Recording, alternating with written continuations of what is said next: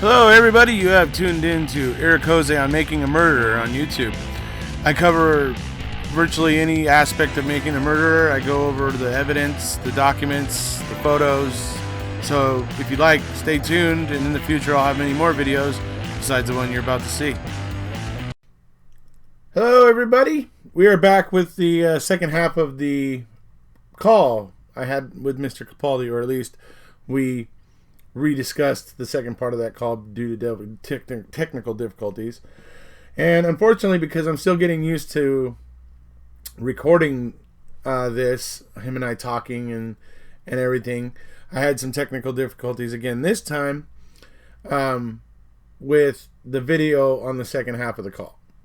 So we'll still hear the audio. You still get to hear me and Paul and everything that we said, but you'll see a graphic on the screen as you hear the conversation. So we also talk quite a bit about, Wiegert and Fassbender regarding Brendan and like whether or not they actually realized, Paul's of the opinion that maybe they didn't realize, that they were just so dogged in their pursuit of what they felt was justice in regards to Stephen Avery, that they didn't realize what the effect that they were having on Brendan. I'm, willing to consider that that's a possibility. But I personally think, as you'll see in the video, that there's some indicators that kind of stick out to me that kind of cause me concern. So, but we'll go on and go ahead and get into the first part of it now. This is the part where you'll actually be able to see Paul and I on the video. So we'll see you in a minute. I think we'd managed to finish most of the first page, and we covered the reply from Barb. We'd done a bit of a retrospective of 2017. We discussed the Seventh Circuit. I think I mentioned that what surprised me was the animosity of both sides in that case. They were so opposed to one another. Right. Then we got onto the subject of Kathleen Zellner versus Angela Sukovich and the supplement. And I was going to ask you about some people. They say this sort of conspiracy theory that Steve was framed. There'd have to be so many people in on it that it would be impossible. And I remember that I posted, I think it was at the beginning of or the end of last week, that program from 2 years ago, where that James Fallon quite rightly pointed out, it's not a conspiracy theory. It's just when people get together, one thing leads to another. Everybody does their little bit. Yeah. It is a conspiracy because everybody's conspiring together, but they don't know what everybody else is doing. But they get caught up in the bandwagon. Yeah. And you end up with 2 wrongful convictions. All I can say to that, really is look at it. How are this many people finding this many different things that they can bring to the table that continue to make this case look like a farce?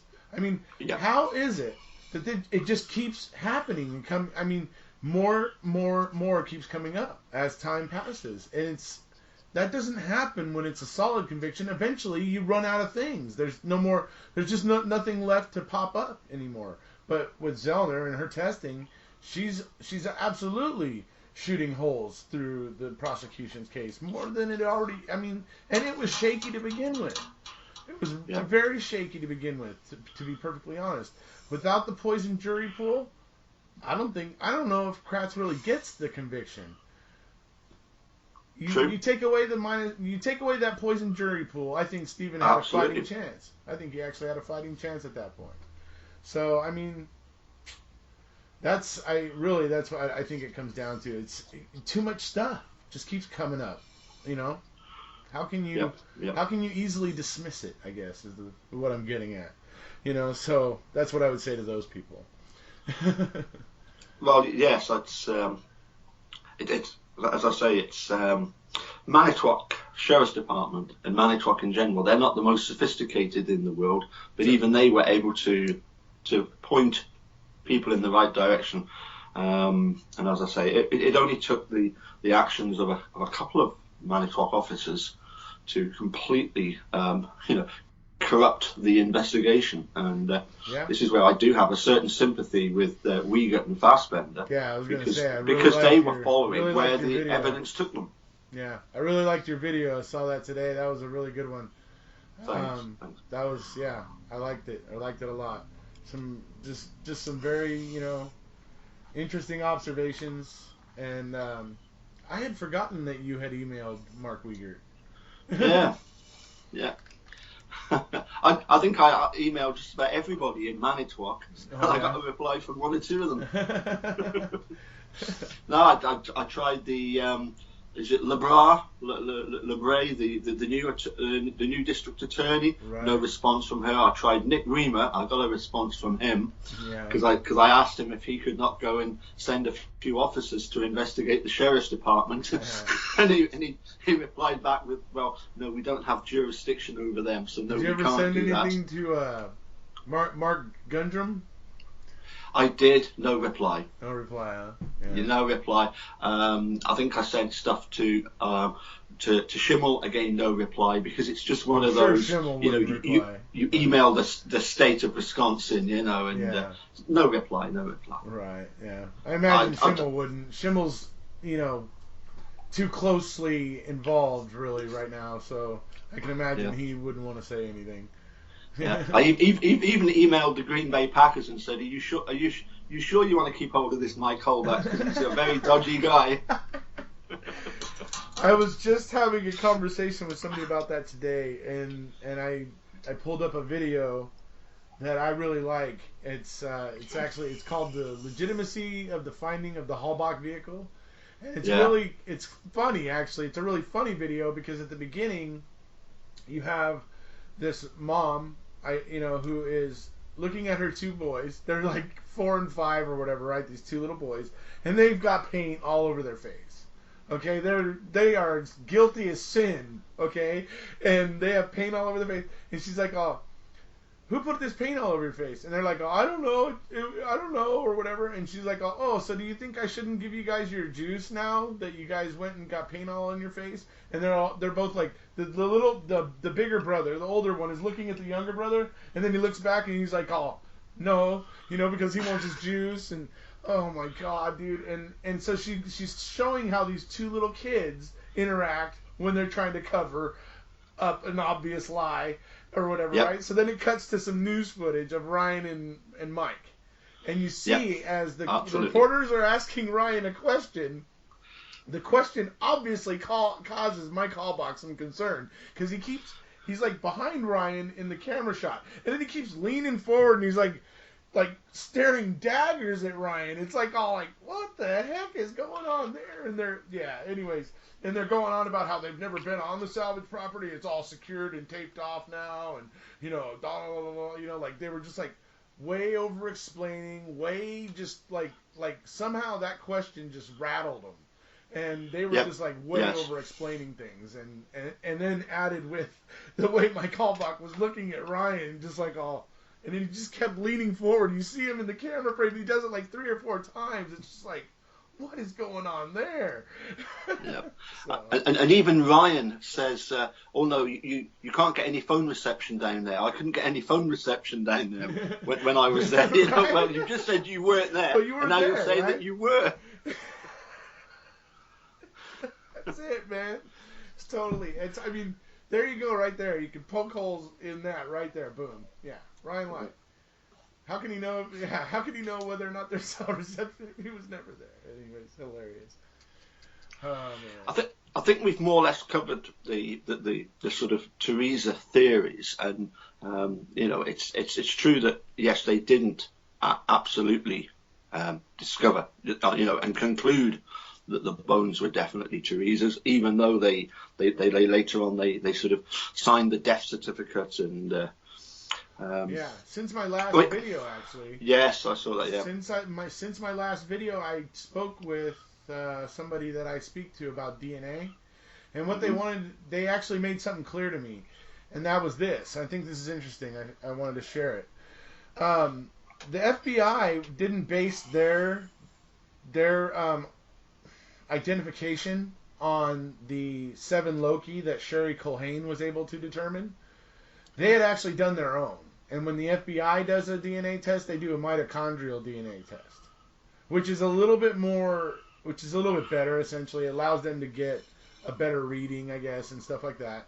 But it came out, what this person was telling me is that even that test came out sketchy. It wasn't really, even then still kind of seemed to fall short of the FBI standards at the time. And I take this person's word for it because this person has gone to college and is a molecular biologist and stuff and understands all this stuff. So I'm inclined to go along with this person's opinion on that, but I'm currently having this person teach me kind of the basics of DNA so where I can understand the basics of what this person is trying to say about these certain DNA tests. She wants me to be able to understand it so that I can talk about it and sound, correct. Yes. So, yeah. anyways. No, I don't go into the great sort of details of the facts and the evidence papers and all that kind of stuff, because that's the stuff that, to be honest, I get from you. That's stuff that, if I need something, I just look up an Ericose video, right. and there it is, But what I tend to do is listen to other people's opinions and sort of pass them on and sort of kick them around a bit, with the likes of speaking with you, So you keep learning the stuff, pal. Hey, I've been in the mix for 2 years now, so yes. I mean, I've made a lot of friends along the way.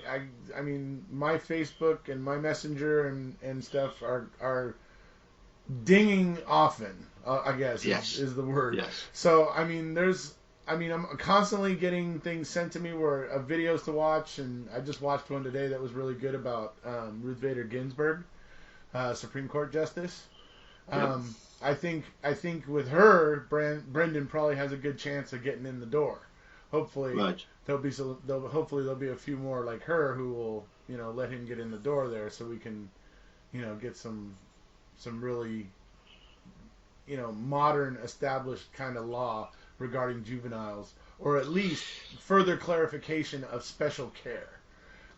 Yes. If the Supreme Court would at least give us that would be stellar. Because I certainly don't think I really don't think any special care was taken in this case. Some people are able to con themselves into believing that special care was taken, but I don't think it really was. I think it was kind of, I don't know. I'm not saying that Mark Wiegert and Fassbender were, I don't know, but what I can say is I don't think that they were mindful of Brendan's state of mind, because they didn't realize that he was telling them anything they wanted to hear. He tried to tell his story numerous times. They said, you need to be truthful, and that's when it started changing into the train wreck that they were extracting from him. Yes. And that continuously changed and morphed and whatever. And then when he gave that up, he went right back to the same story he was telling in the beginning. Yep. That's the story that remained consistent, folks. And that is the story that is most likely the truth. So that's the way these things work, and investigators know these things. You got to ask yourself, why were they ignoring their basic investigatorial instincts in regards to this? The one thing that Brendan was consistent on was that story. Well, the problem with that is that doesn't help them in the investigation. So, Yeah, I remember that scene where, is it Fremgen, the one of his attorneys says, that Brendan's going to go on the stand tomorrow. I don't know how he's going to cope.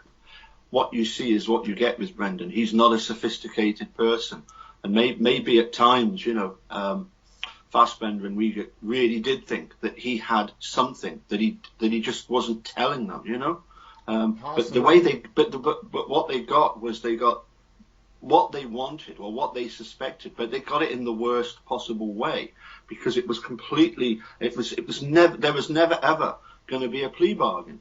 Kratz was never going to put Brendan on the stand in the trial against Steve, because with all those contradictory statements, it was going to be worthless. Because put Brendan on the stand, yippee, Dean and Jerry would have a field day tearing that lot apart. Yeah. They would have dismantled, in front of the jury, they would have dismantled Brendan Dassey's statement. They would have completely dismantled it right there in front of the people who were tainted by it. So that would have been, death for the prosecution. They didn't want him there. No. They just wanted people, him for people their keep going on sensational about press this plea bargain conference. Once the sensational press conference was over, get him the hell away from here. Absolutely. Basically. Absolutely. Yep. Another thing that keeps cropping up, and I'm not too sure where people are trying to go with this, but all these theories about the car, about the change of colour, about the change of the marks on this part of the wheel cover, and the flashes have changed, and they're saying that the steering wheel's upside down or whatever, and I just don't. I'm sorry, I'm just a simple musician. I don't get where they're trying to get this story to take us. Have you any thoughts on? Well, like I remember we talked about this before. There's the school of thought that because there was a RAV4 that was seen, or at least a RAV4 type vehicle, seems that some people were pretty certain it looked like Teresa's RAV4 because it looked like the one they were seeing on the news. Apparently. So anyways, it had bullet holes, or what looked like bullet holes or holes through a windshield and through the driver's side window. Shot out. Right. Okay? There could have probably been other damage to this vehicle. Who knows, right? And so the theory is that because Robert Herman owned a junkyard, that possibly they tried to dress up the RAV4 and so that people maybe couldn't tell what actually happened, so that they could insert their own narrative. There's some schools of thought that kind of go along those lines. I'm honestly don't know how much stock I put in it. I've looked into it. I like to be aware of kind of all the schools of thought, or at least most of them. But I don't know how much stock I really put in it, I guess. But I have done a couple of the videos just because there were a couple things that visually struck me as kind of odd, and so I did do like 2 videos about color changes and tricks of light on the RAV4. Because God, for a while there, I just got, every time somebody came up with something about the RAV4, I swear to God I was going to strangle somebody who came up and said, "Oh, it's a trick of light. It's a trick of light." How many times are we just going to say it's a trick of light? So, anyways, but at the time I was kind of looking into those theories, but I think now, I think it could be. It could be the different angles of the halogen lights that they were probably using to light up that area, or whatever at night and stuff like that. So, absolutely, yes. It does. It completely changes the color of a car like that, doesn't it? Because it is that the RAV4 was a bluish green. Right. Different people have given different accounts of what colour the car is. And it wasn't actually the sort of same colour as in one of the scenes. They say a car like this, and they show an obviously green car. Right. But the funny thing is, Paul, and in one of my videos about the RAV4, and here's the reason why I did the video. When you look at Teresa's family's account, it was a green RAV4. They do not say blue.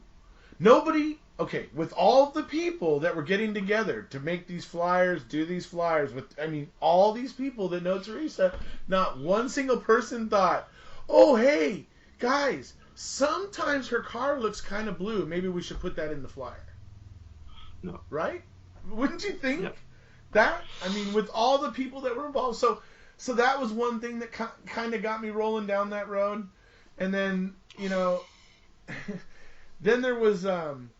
the fact that the Wisconsin DMV Department of Motor Vehicles that Right, registers yes. vehicles basically and stuff like that in Wisconsin, right? Had it registered as green. Most people up until trial referred to it as green. It's only when you Yes. get to trial that suddenly you have Ken Kratz telling everybody blue or green, and when people testify and say green only, he adds after they testify, he adds that it's blue or green, like as if they said it. So Paul had a little Wi-Fi problem, and the video it froze up, and we had to redo the call. And unfortunately, in the process of that, I did not get the video for the second half of the call. So we have the full audio, though. I hope you guys don't mind too much, but unfortunately, that's the technical difficulty we ran into this time. So sorry about that. I apologize very much, but here it is. Okay. Hello, sorry You're about not that. frozen anymore. It came up with a poor connectivity, so I don't know how much of that you managed to salvage. I was talking and you froze while I was talking, so. So anyways, I don't know. We were talking about the RAV4 color, so I was saying that basically that Kratz was correcting everybody at trial and adding that it was blue and everything. So anyways, that all made it look, Yes. kind of strange or whatever. So I just decided to, just because it looked funny, and for me in this case, I just like to draw attention to things that look funny because there's so damn many of them. That's right. And luckily, it's not us that's having to try and figure it all out. It's up to ultimately Kathleen Zellner, sure, who was on the picture of another magazine as unwinnable, and they'd crossed out the bits, and I saw that. I do have a lot of faith in her. I think she's so much of a threat to the district attorney, the general attorney, and Manitowoc in general. Sure. I think they realise. I think maybe Angela Sukowicz just didn't want to have to deal with this case. I think she just really didn't want to have anything to do with it. And I think maybe resented that she got, drawn into it, I guess. But I don't know. I think maybe she was happy to get those flowers that gave her a reason to get herself out of it. Yes. Yep. One thing I was going to ask, I think we discussed the Super Bowl odds, and even Charlie Barron's admit that it's a good job I didn't take his advice and go for the Saints. Right. But no, getting back to that really, really interesting video you did about the fellow Sanford. Right. Yes. And it struck me what you were talking to us about Sanford and what Mark Hodinett in Australia. Oh, and by the way, Mark, you'll notice that England are 1-0 up in the ODI service, so hopefully that'll keep him a little bit subdued for a wee while. Right. You don't understand cricket. Don't worry about it. It's an England Aussie thing.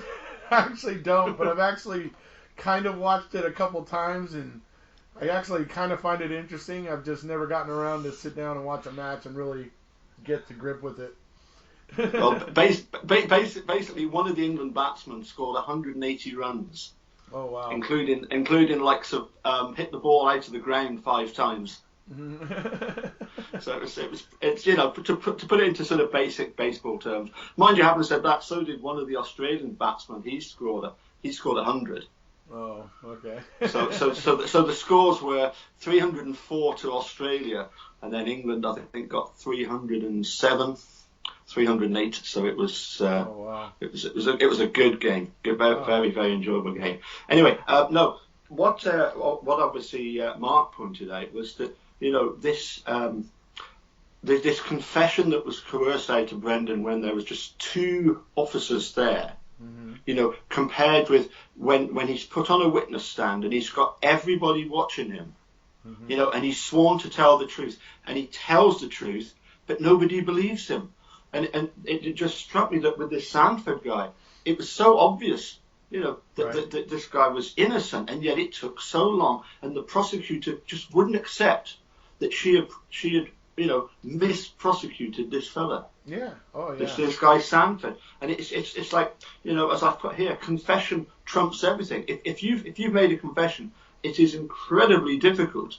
And it seems to me in the American legal system, once you've got a confession, it is very, very difficult then. And I suppose in some cases that's justifiably so. But when the evidence is so stacked up that it's a wrongful confession, that people still won't accept it. Oh, it's weird how people want to. I have often thought about this.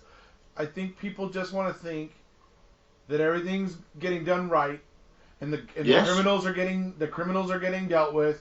And that there's very minimal mistakes, and so that allows them to go on in their daily life and not have to think about the possibility. Okay, it's just a way that they are allowed they allow themselves to fly under the radar, I guess, or something, and that's to me right now the biggest problem, because the stats are out there. The stats are showing that we've got far too many prosecutors chasing prosecutions, chasing convictions for their own sake. Not doing as, like in the article that you're talking about, that I did the video about, not doing as the Supreme Court suggested that they should be doing in Berger versus the United States back in 1935, where they basically laid out in no uncertain terms, basically very clearly, that a prosecutor is a very, very important person. They are in a very unique position as being a servant to the law. Yes. It is up to them. They have a twofold job, or a twofold function. Or they call it a twofold arm function. And that is, one, not to let guilty people escape, and not to let innocents suffer. So that means if you as a prosecutor, as the case is going, see evidence that tells you pretty clearly that the person didn't do it and that you had it wrong, then you should immediately at that point drop it. That's what you should be doing. But what's happening is that these prosecutors get started on a case, and then when things come up that throw a monkey wrench into that, they want to gloss over it, obfuscate it, whatever they can to discredit it or make people not look at it, cloak it. Whatever they can, they'll just try to act like it's not there, and then continue on. Even though because the case with Sanford, to get back to why you were talking about that. I mean, this was a 14-year-old kid who they picked up because they thought he went into a drug pad and killed 4 drug people, drug dealers, drug users, whatever they are. But there was 4 men, or 4 men and women in this pad, or house or whatever it was, apartment, and that this 14-year-old kid walked in there all by himself and just killed all these people, killed four grown people. It's like, how the hell is that? The guy that eventually confessed to it admitted that he had an accomplice. Okay? So what does that tell you? I mean, so to believe that this 14-year-old kid could have done it in the first place was ridiculous. But then you get the way that they got the confession. Basically, they kept the kid there for a long time, kept badgering him, started even raising one detective started to raise his voice at the kid, which was one of the things that helped the kid, get some credibility when he was trying to fight his wrongful conviction. That actually helped, because that guy raising his voice, that meant no more grandfatherly tones. You can't say grandfatherly tones anymore, right? So you see how these are like buzzwords that the interrogators and the prosecution and stuff use when they need to, when the evidence is getting shaky, right? So anyways, what happens is 14 days after Sanford is sentenced and put in prison, a hitman comes forward. He confesses to killing 12 people. Amongst those 12 people he confesses to killing are the 4 people that they believe that Devante Sanford killed and that they have convicted Devante Sanford for. The hitman provides the gun. He tells them where the gun is at, where they can find it. The ballistics match the crime scene of where they believe Devante Sanford committed the crime. He gives them an affidavit that says, and because he wanted to be very clear on this, apparently it was one of the reasons why he came forward, that Devante Sanford had nothing to do with it. He was not involved in any way, shape, or form, and he wanted to make that completely and utterly clear after turning himself in. And all these things, what they ended up doing was prosecuting him for the 8 people that weren't. They basically just pretended like the 4 people that they thought Devante killed just didn't exist. Prosecuted him for the other 8 that he was confessing to, and then ended up going after his accomplice for something else. It was unrelated, but they ended up going after him and putting him in prison for a year or 2 or something. He's about to get out, I think, maybe this year or something.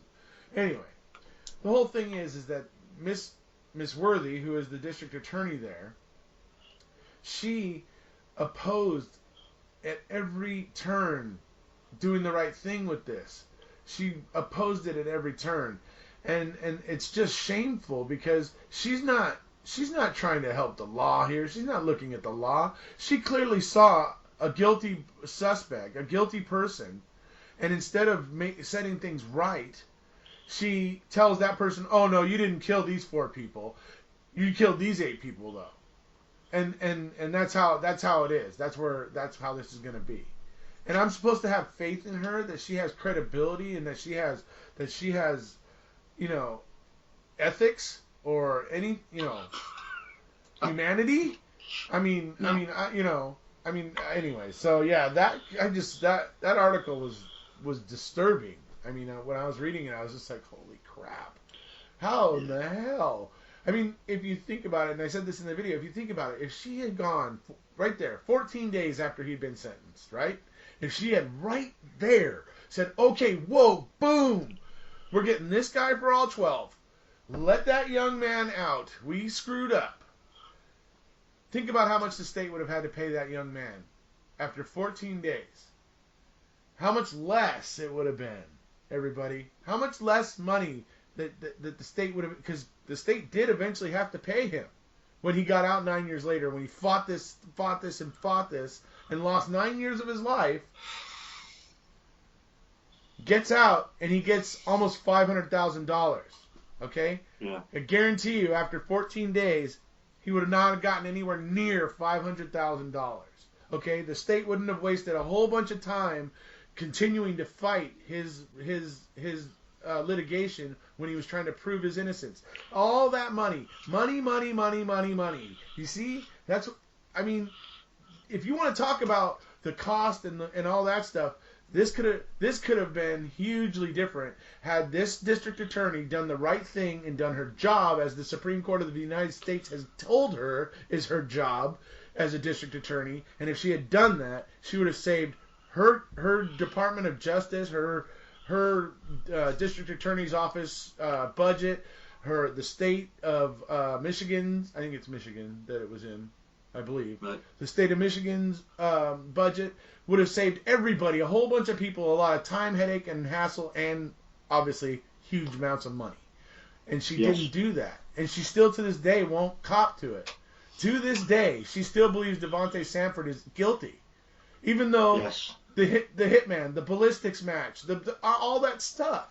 Even though all of that. And she's still... So that makes me go, okay, she's just delusional. She's absolutely. I mean, and when you see prosecutors like her and Ken Kratz, and some others, you just start going, holy crap, man! How many of these shady people do we have, in the justice system, not doing their job properly? They just want the glory of chasing convictions. That's all they care about. and Yes. and that's scary, because we're all just regular citizens out here. We entrust that the law is the law, and that if we come across it and we haven't done anything wrong, that we're going to be able to aptly prove that. And but when you look at cases like these, you go, maybe that's not even enough. It's like, it's kind of scary. So Definitely. Yeah. anyway, I mean, get off for my me, it's soapbox now. no, it's. Some people seem to think that even all that stuff, it would be a case of him getting out on a technicality, because he's confessed. Because people have confessed, they see anything else Right. as a mere technicality, Right. and they don't want to see people out on a technicality. But if the technicality is somebody else has shot them dead and knows where the gun is, that rises to more than just a technicality, doesn't it? Yeah. I mean, here in the UK, we have obviously we have the police. The police investigate things. They then send a report to the Procurator Fiscal, who then, they have to decide whether to pursue the case or not. It's down to the attorneys to decide, is there evidence there to get this conviction? Well, in Stephen Brendan's case, it wasn't the investigators that were doing an investigation. It was Ken Kratz pointing them in every direction. That's what we hear from Pete Bates. He says in Making a Murderer, the number one culpable person in all of this is Ken Kratz, the attorney, because he pointed them in which direction to look, in which direction to go. Right. And I can't help think that him and Pargo were the two that got up, did that press conference, and from then on it was just downhill. Yeah, I even see where I think Poggle displays a little duping delight during that press conference when he talks about Manitowoc being there only in a capacity to provide equipment when needed. When he says that, you see a little tiny little like uplift of like a smile on one side of his mouth, and it's like, oh wow, he barely managed to hold that one back. You could tell he was amused with his lie. It was just like, holy crap. Absolutely. That's great. You've actually led on to my very next point, which was the fact that I had one guy reply to on one of my made a comment about the fact that Lenk and Colburn had every right to be searching Steve's bedroom, and they had every right to be there. They were not legally barred, and to which I can't help thinking, well, hold on a sec. Even Jim Link, and on the witness stand, agreed that it would have been fairer to Tom and Mark if he had have disclosed the fact that they had been disposed of. This again is somewhere where I do have a little bit of sympathy for Wiegert and Fassbender, because I do think the wool was pulled over their eyes to a certain extent. Yeah, maybe. I don't know. It's just hard for me to imagine that you don't understand what you're doing to Brendan when you do it. It's just hard for me. It's real hard for me to get over that bump.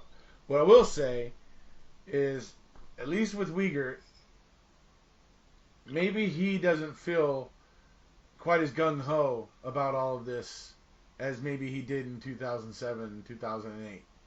Maybe that's why he isn't out there talking about it.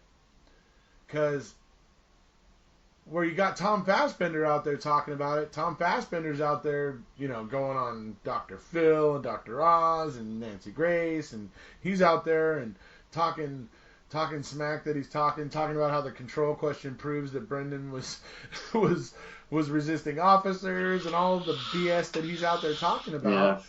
But Wiegert's not doing that. Wiegert's staying the hell out of it, and he doesn't want to weigh in on it, and I think maybe that's because he doesn't want to go against all of his buddies, but he doesn't want to get tied up in all this crap, because he maybe does see that this could all come tumbling down, no matter what the Wisconsin thinks that they're gonna be able to just sidestep this, or whatever they think. It could be that Wiegert has an idea, has an inkling that, I don't know if this is going to get sidestepped. You know, he may just want to be uninvolved because he doesn't want to be part of the eventual avalanche. You know. But less than a year ago, as I say, he wrote in the email that he stands 100%. I believe on them being guilty. And read Ken Kratz's book. So maybe as he is still a serving lieutenant he's still a lieutenant at Calumet. Mm-hmm. Maybe that they've been told you can't go on TV making appearances. Fassbender can because he's retired. But no, I mean, for me, I think it's a case of they started off the investigation with every good intention in the world, to try and get to get the right people, but they've just gone completely the wrong way. They've tried to fit square pegs into round holes. Right. But then they got into the end of February. They're like, we got nothing. Guys, we have nothing except for that fishy stuff we found in the opening week of the investigation. We got nothing. And that's what that's where they were at the end of February. And then Jody tells them to go kick rocks. She's done talking to him. And what do? They immediately target Brendan. I mean, it's obvious. You can see the freaking wheels spinning. I mean, it's cause to effect, right? I mean, it's just like you can't deny it.